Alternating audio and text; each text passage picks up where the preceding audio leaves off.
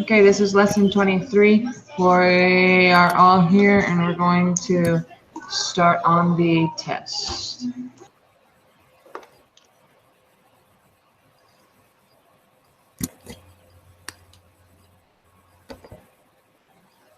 So number 3 asks us to state the alternative hypothesis for B1. I would say that is the equals 0, equal to, not equal to 0. Yeah, that's my thing. The third one, yeah. Yeah. Okay. Number 4, a residual. A residual, I say, is number 3, is the difference between the observed value y and the value predicted by the regression line. Yeah. All right. Number 5, a plot of residuals supports using linear regression when, and I put,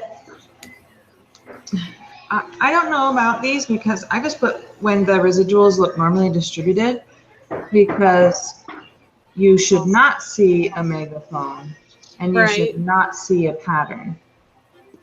So I know those two are out. At least it should be like a shotgun for this one.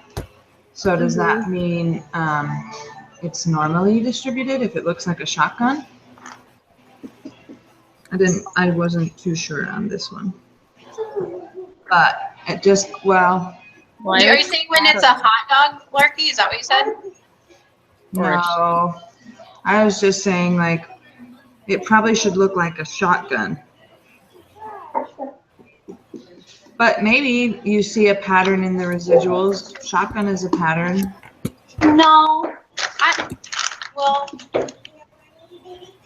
I just know that it's not number 3. Okay. Because you see a megaphone shape. No, you're supposed to not see a megaphone shape. Right. The residuals are all positive. That's not always true. Yeah. The residuals can be negative. So I think it's either 1 or 4. But since we haven't narrowed down to 2, we can just pick 1. And if we get it wrong, we'll move on to the next one. So let's go with number 1. Okay. Unless anyone else has any other good ideas. Okay. Number 6, we got to pull up the math efficiency and put that information in. So remember that you're using the confidence variable for the explanatory variable and the score as the response variable. So the what did you say? Variable as x. The score is the response. And the score is y. It's the response. So the score is y, or the response variable. And the confidence variable is the x, or the explanatory variable.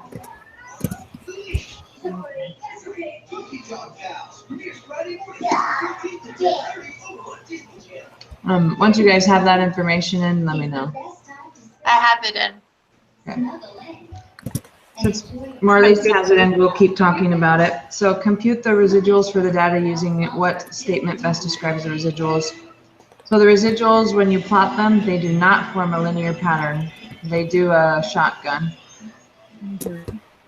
Where did we learn about shotgun? Is that in a video?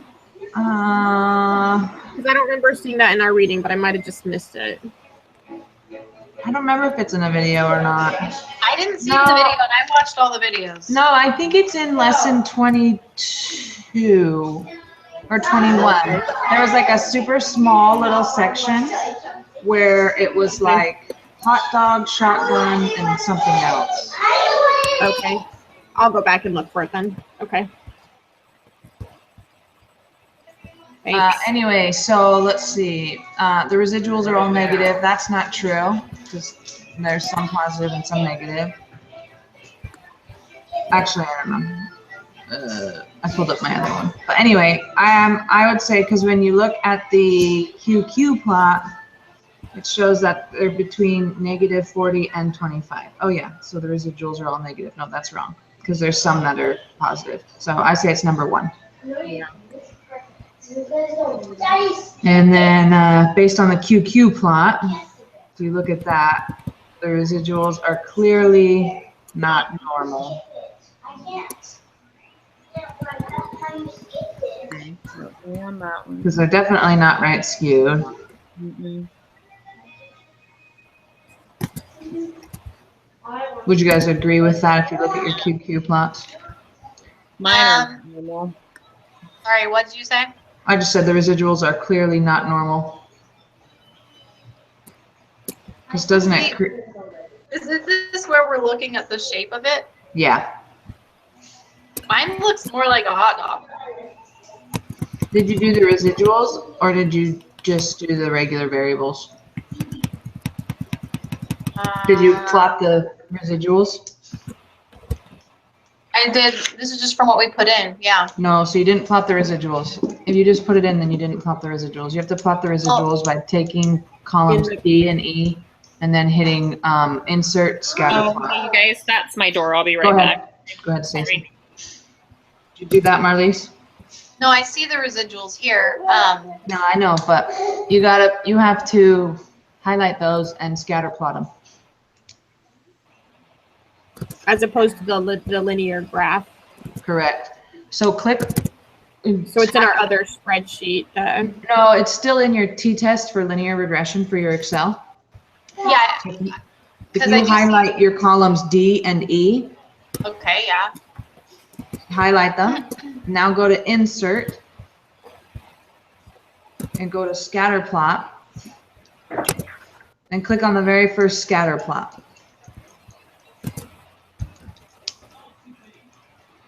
Do you see that?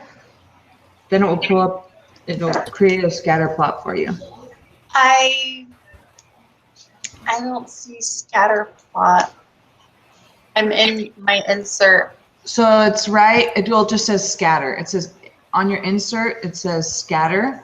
It doesn't say scatter plot. Under charts. Mine's just straight up under insert. Yeah, and then under charts. Yes, correct. Under charts. Scatter. And you click on the first one where it says scatter with only markers. Okay. You see that? Mm-hmm. Yeah. Okay, so click that and then that will do a QQ plot for your residuals.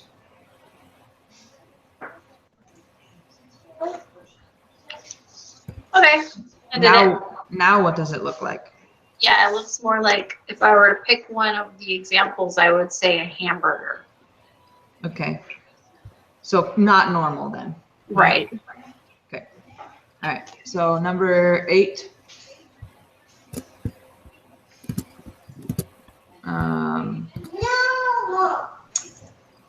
For this one, sorry, go ahead. What did we say for?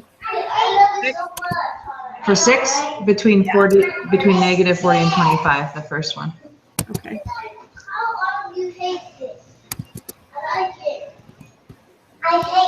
For number 8, when I was reading through it, I thought all of them, but so this is just a scatter plot of the just the whole thing. Like that's your normal linear one. So there is a linear relationship between X and Y. The variance of the error term is constant for all values of X.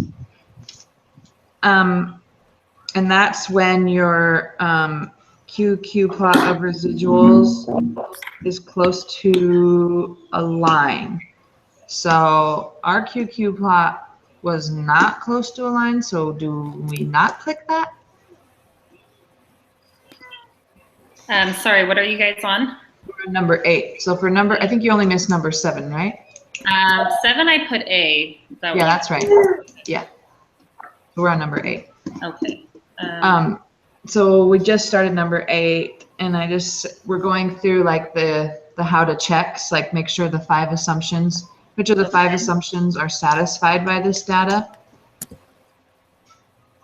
Okay, and that was, yeah, on our prep. Mm-hmm. So I would say, yeah, there is a linear relationship, but the variance of error term is constant for all values of x. I don't know about that one because what it says you're supposed to see is that they're close to a line. Right. So, and that's where how to check it is it says QQ plot of residuals. So we did the QQ plot of residuals, but it looked like a hamburger. Right. So do we not click that one? I would say no. Okay. And then the residuals are normally distributed. No, they're not. And now, X values are how we're supposed to check 4 and 5, I didn't understand that in readings or in the videos. But it says like you have to self-check it by X's should be measured, and then I don't know how to measure all the X's without error. I don't Well, it's confusing because it says you know what can't that means. check it directly. So Well, exactly. So I don't even know what that means. Yeah. So I'm assuming, yes, the X's are measured without error. And so I click that one. And then knowing the value of Y tells you nothing about any other points. So the observations are independent. Were these observations independent of each other? I just said yes. So I have 3 clicked, but I don't know if we're supposed to click all 5 of them. So Wait, so why wouldn't we click the last one? why would we? No, we did. I said I did click that Oh, one. okay. Okay. Well, I don't know because it's saying. I mean, I don't know.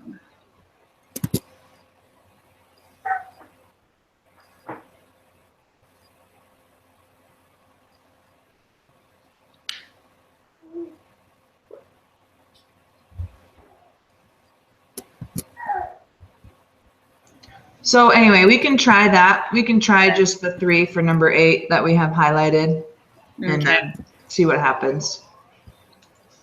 Because I'm really not too sure about that. So you guys didn't highlight the residuals are normally distributed then?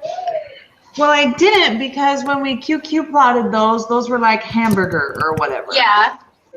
Okay. Does that mean normally distributed? Well, I guess if it's asking us about this specific problem, for some reason at first thought the question was asking us in general like what the requirements are. But I But actually it's asking about this particular problem. Right. yeah. So that's why I was kind of unsure. Because it's supposed to be, you're supposed to see the plots close to a line. Well, maybe I misunderstand, but for 7 we said they're not normally distributed, so we wouldn't say they are here. Right. So that's what I'm saying. So don't click those 2, right? Right. Okay. So let's move on to 9. So you guys should have your stuff pulled into your stuff, whatever. So what's your slope for B1? It is 12.695.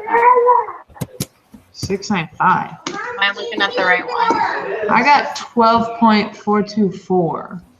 I have 695 What the heck? What did I do? Wait, are we on the math one or the crocodile one? Okay, the math one. Hold on, I think I have the wrong one. You both have that one.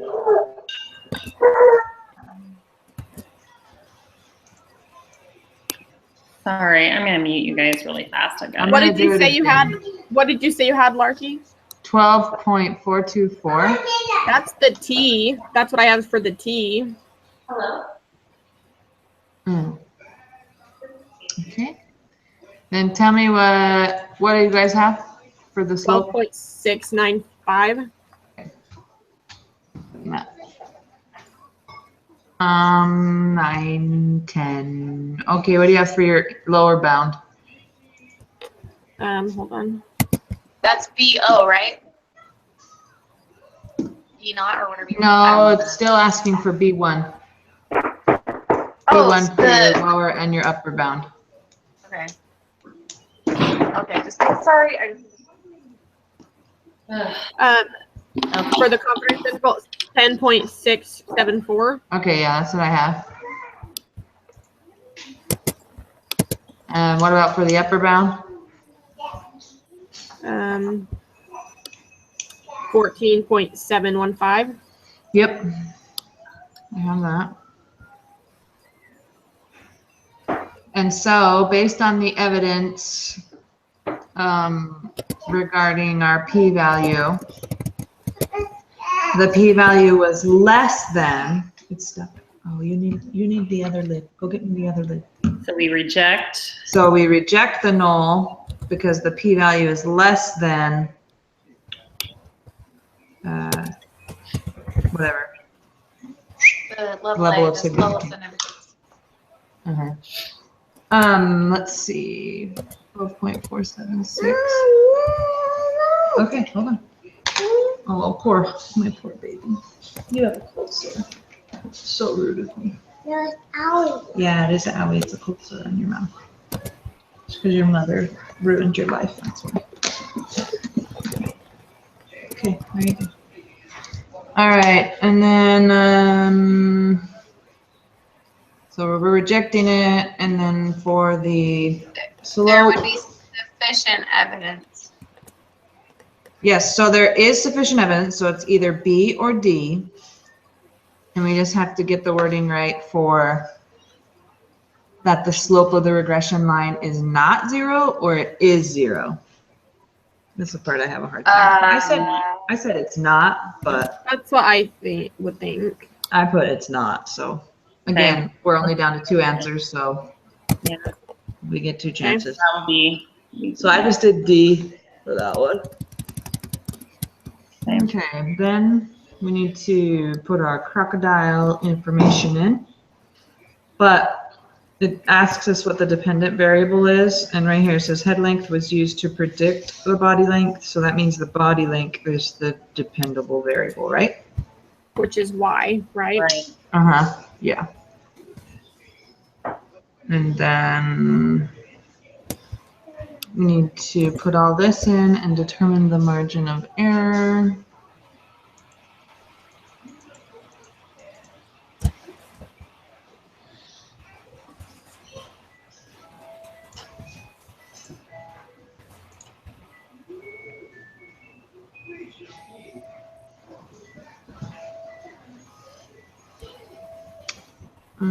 Determine the margin of error. Oh, well, I always get these ones wrong. We can do it. I just need to finish putting my data in. Is this the one where we just minus the upper from the lower? And divide by 2. Okay. I just want to make sure I got the same as you guys. Once your data's in, tell me someone.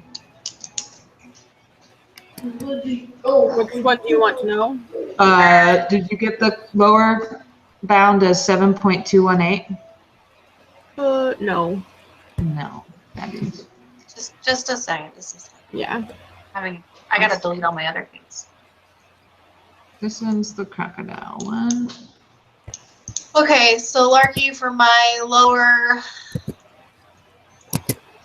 for my confidence interval, for which slope are we doing? For which, for the B1 slope it or for says. the?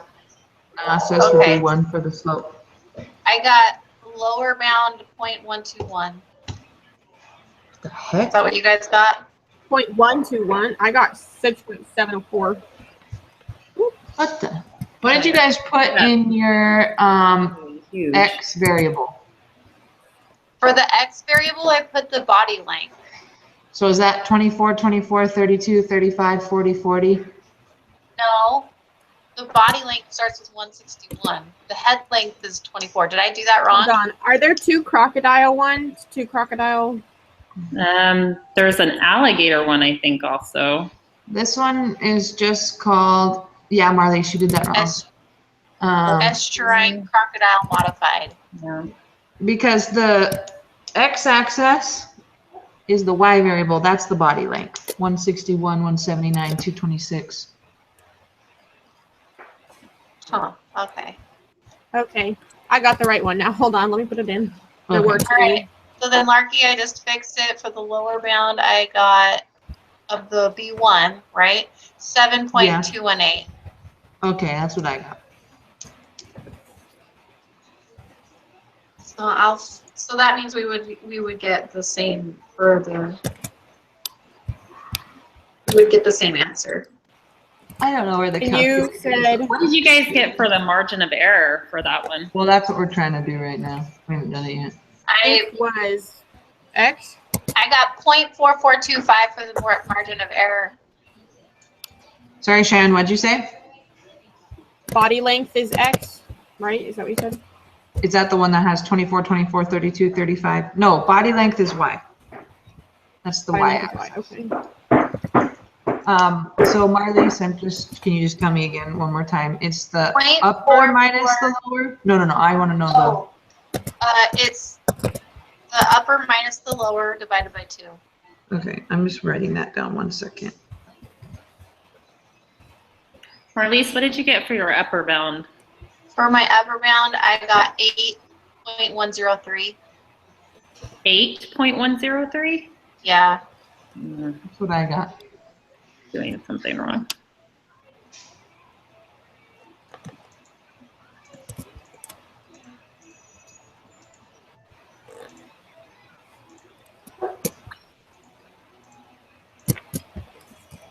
Okay, so Marlies, you got 0.4425, you said? Right, so I rounded it to 0.443. 0.443, okay.